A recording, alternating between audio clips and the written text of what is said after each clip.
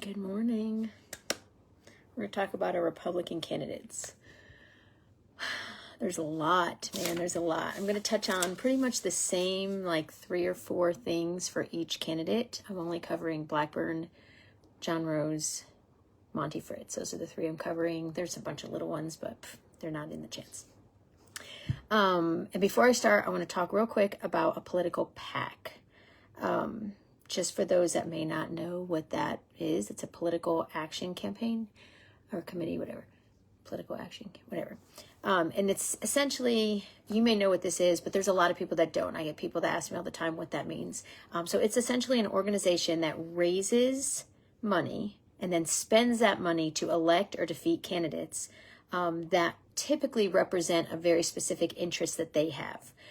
So for instance, you might have a gun PAC, and the people that give the money to it all support the Second Amendment, and then they use that money to support candidates that also support the Second Amendment, if that makes sense.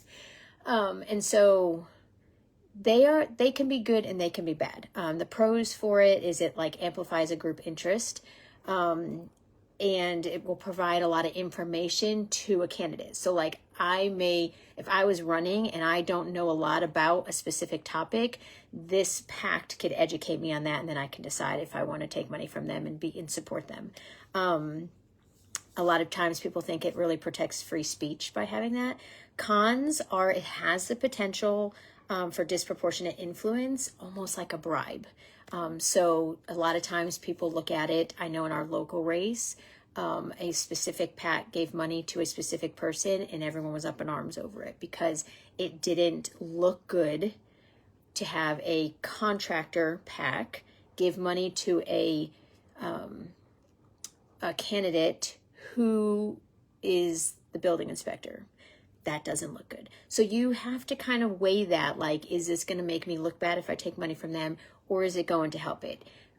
And so that's something to look at. So sometimes it can reduce public trust if you take money. I know for me, if a candidate takes a whole bunch of money from Big Pharma, it's a big no for me. If you have to take a bunch of money from Big Pharma, I'm a no. So that's what it is. An example of we have a local PAC. Usually the Republican Party has a PAC. The Democrat Party probably has a PAC locally. I know Carlisle has a PAC locally, and he has given money to local candidates. Again, not necessarily a bad thing. If I was a contractor and I want to make sure I got people elected that are going to be pro me building houses, it's a good thing for that. If you are anti this particular builder, you may look at it as a bad thing. I'm not saying that either. Also, when you have a political PAC, some PACs you can only donate a certain amount of money to, and a super PAC also has an amount of money you can donate. It's a very specific amount. People can't just give, $5 million to a PAC. It's a set amount, and you're not allowed to go over that. So we're going to start with that just because we're going to be talking about some PACs, and you get to determine whether or not you think it's good or it's bad. I was just thinking, if anyone is watching, just let me know if my sound is bad. I didn't think about the fact that I had this microphone plugged in, so if it's bad, let me know. I don't want to do this whole video and then find out it was terrible. Okay, we're going to start with Marsha Blackburn since she's the big one. And so Marsha Blackburn is a U.S. Senator. She's 73 years old. She has been in some kind of office since 1995, so 30 years. She's also on the Deputy Whip Team Committee, Finance Committee, Commerce, Science, and Transportation Committee, the Veterans Affairs Committee, Judiciary Committee. She started her political world as a House representative, and she's the front runner. Here's some things. I'm just going to go on and you talk.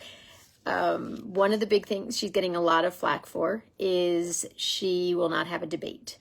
She will not debate. She's been asked a zillion times to host a debate. Me personally, just like the presidents, I think if you're running for governor, it should be mandatory. You have to have a debate, because that's how we actually get to see how you're going to do. Yes, obviously she's been in office for a bit. All 3 of these candidates have been in office for a little bit, so we can look at voting record and stuff like that.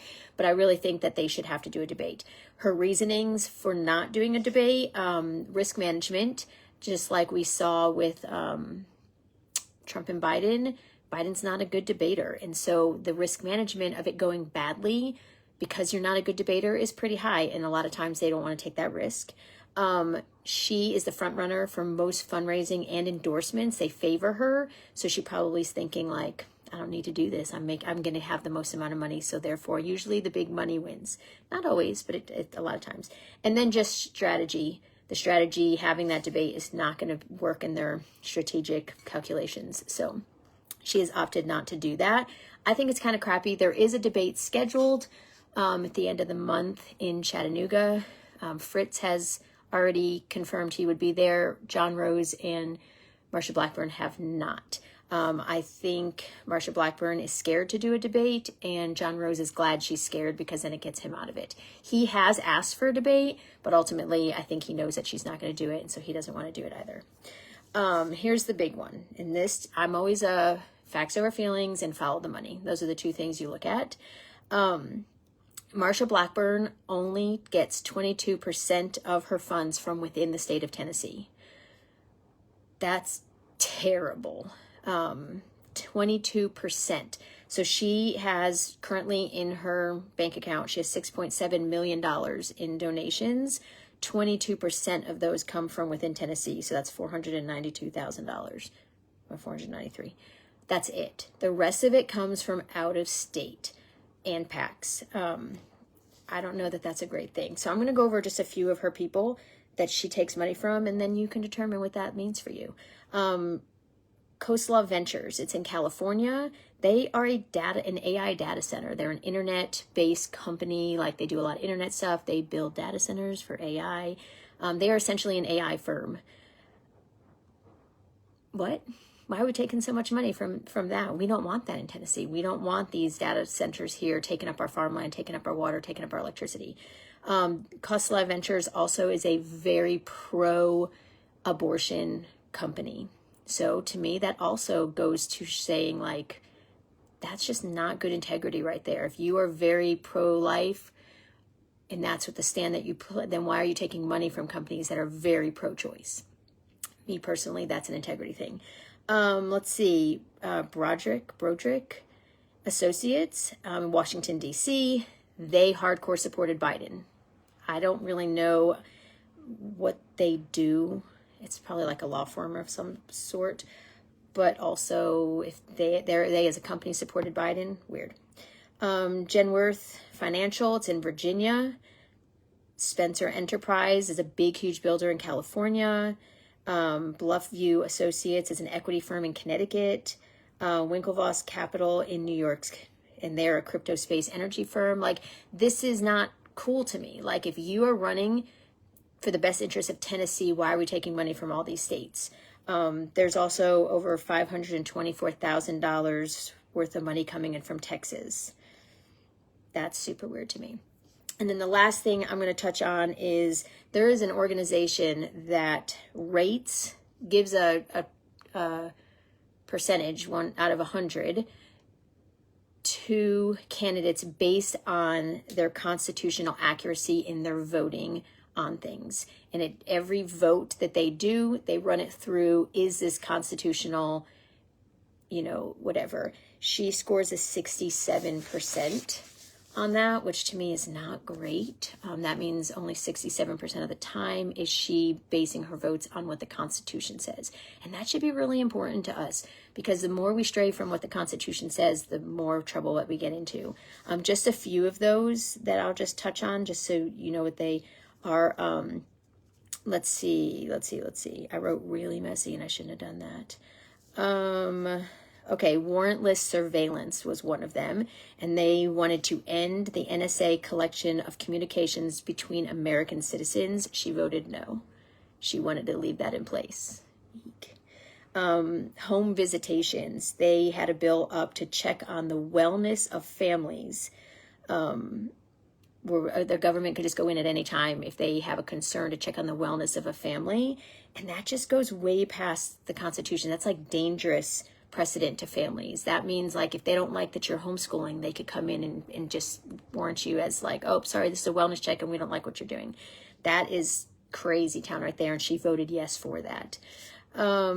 There was one on the country of origin label where a country had to put a label on fruit, vegetables, whatever, that where it was from, just to prevent Americans. They wanted it was going to prevent Americans from knowing where food comes from, and she voted yes. She wanted to prevent that from happening.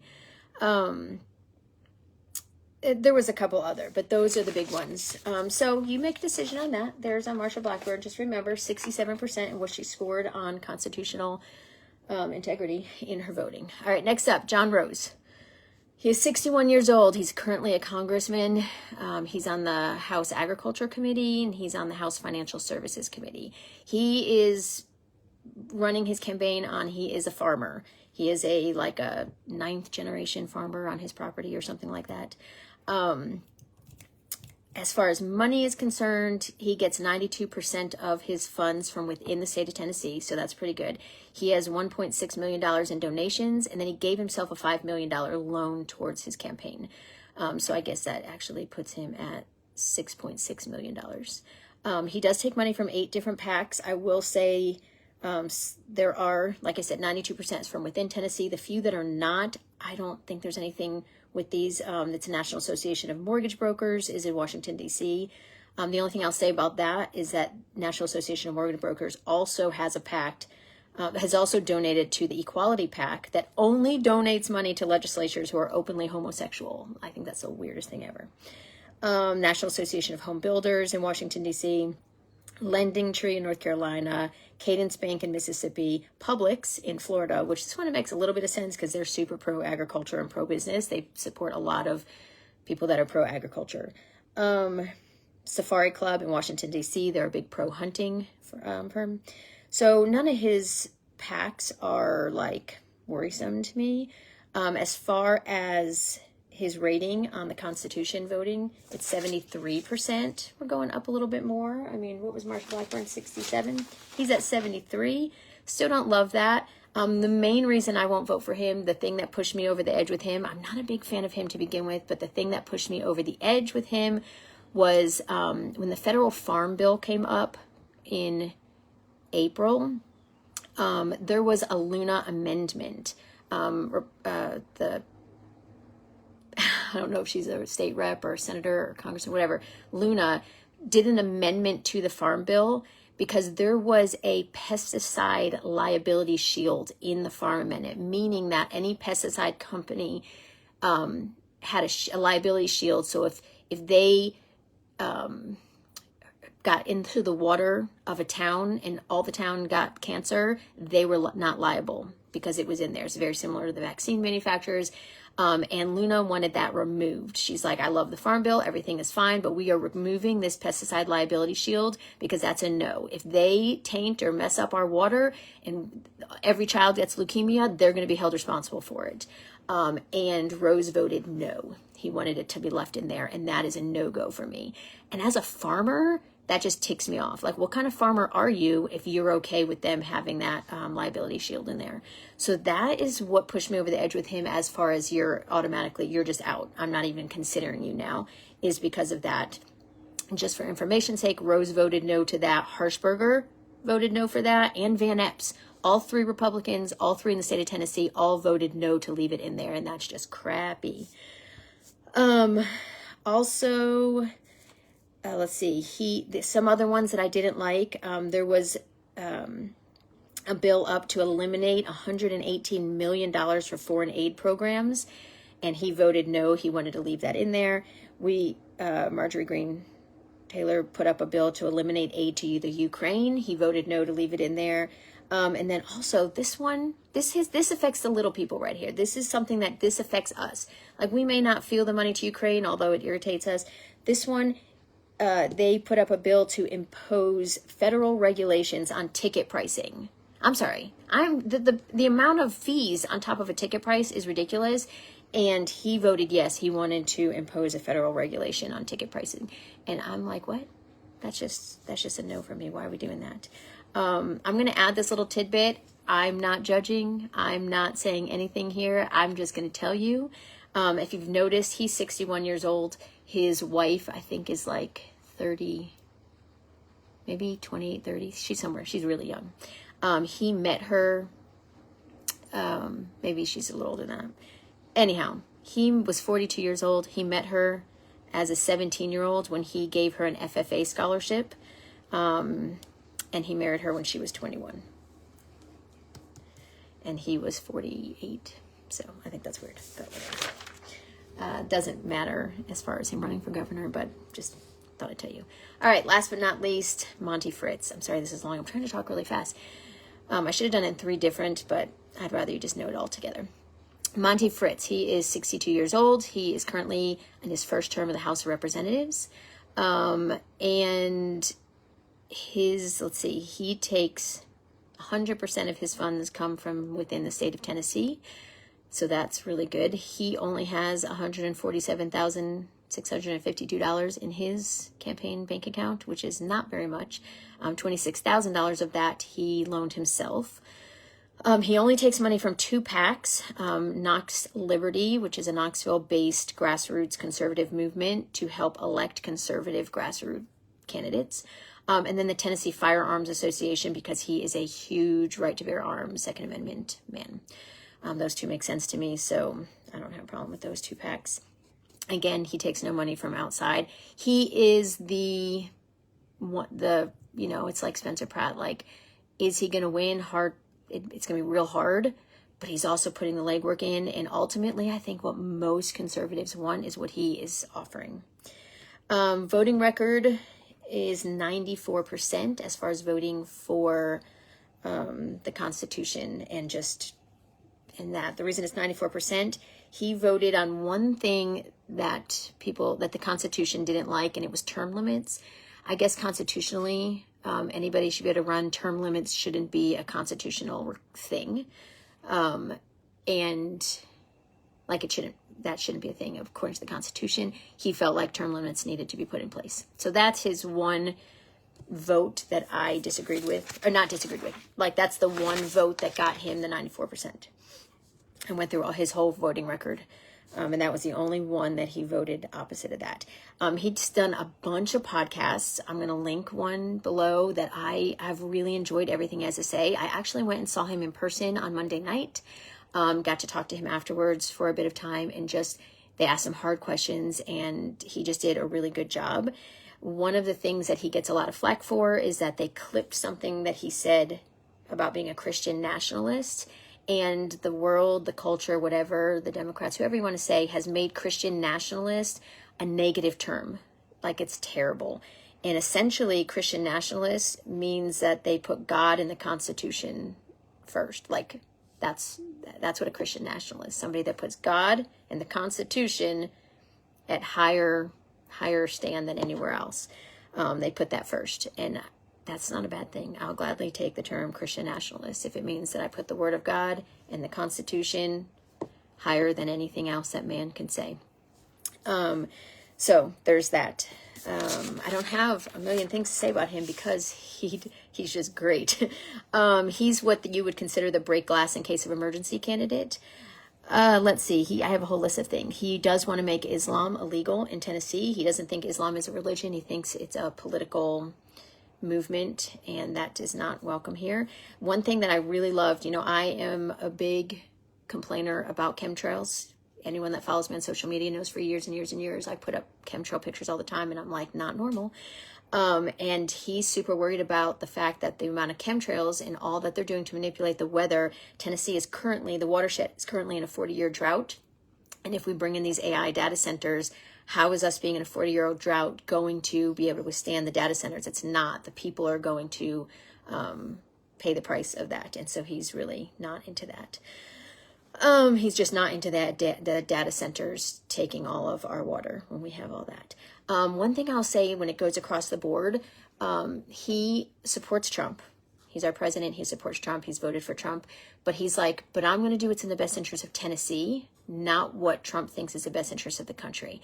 And that's the difference between him and Marsha Blackburn. Obviously, I'm a huge Trump fan. I still love Trump. I still support everything he does for the most part. Obviously, there's some things that I'm like, I wish he hadn't done that. Marsha Blackburn puts her support of Trump over Tennesseans.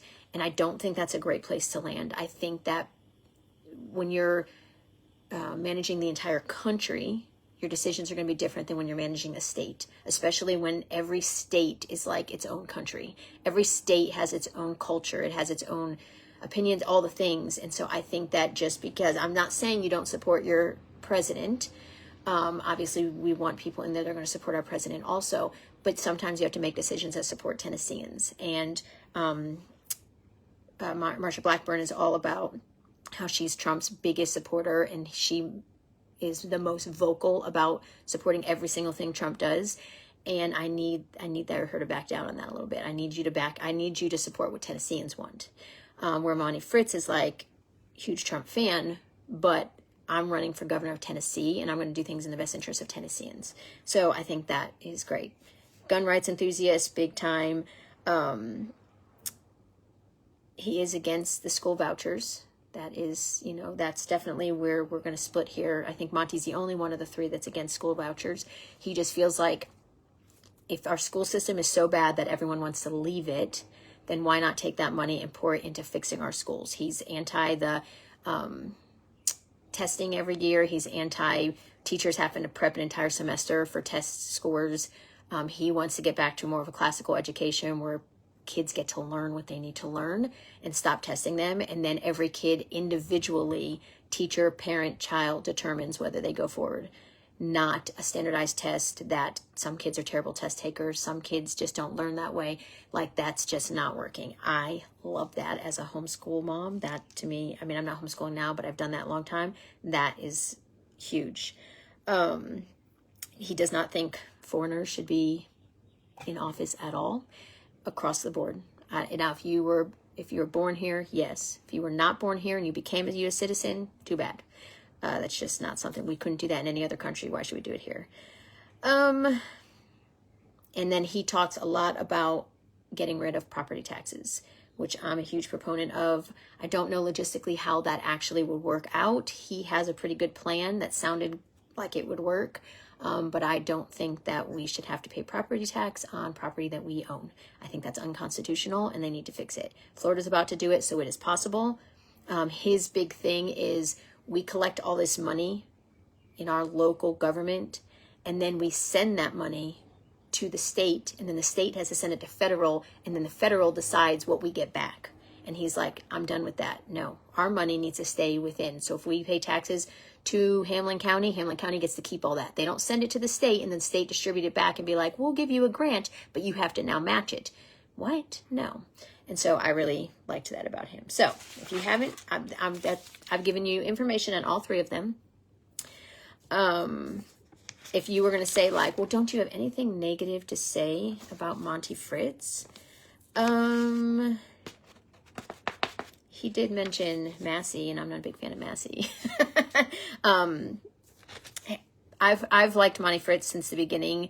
I've never liked Marsha Blackburn. So there's that. But I gave you all the information. You can make your decision based on what you think. I was fair. These are just facts. That's all. No feelings. At the end of the day, you have to decide who you're voting for. At the end of the day, I'm voting for Monty Fritz. I've already got a sign in the yard. Can he win? I don't know. But I'll tell you this. In 1998, Minnesota elected Jesse Ventura, who was the grassroots, had no money, conservative. He ran a grassroots campaign, and he won. He won. And Minnesota had a Republican governor for, so many years. So it's possible. Spencer Pratt, grassroots over there, and he came in second overnight and now gets to move on to the finals because neither one hit over 50%, so they both get going. So it is possible if the people show up to vote, because I think ultimately that's what it comes down to. So do I think he can win? Absolutely do I think he can win, because I believe in our voting system, and I believe that if God wants him to win, he's going to win. I'm going to say one thing about him. On Monday night, we went to see him speak in Rogersville. And he got up to speak, and he said, I need to do something real quick that is going to be so off what you're expecting. And for those of you that are like, I'm sorry. He said, but I met a friend here who got a cancer diagnosis today. And if you don't mind, if you are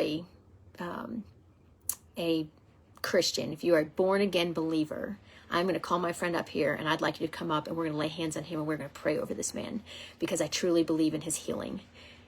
And that's how he started his meet and greet. And he prayed an unbelievable prayer over this man. And a bunch of people went up and prayed over him. And then everyone sat down, and then he went into his political thing. And man, that's powerful. That's who I would want running our state of Tennessee. So do they all say they're Christians? Absolutely they do. So I'm not saying the other two are not good Christians. I'm just saying that what I witnessed with my own eyes in person blew me away. So that's where we are on that. So hopefully that helps. And have a great day.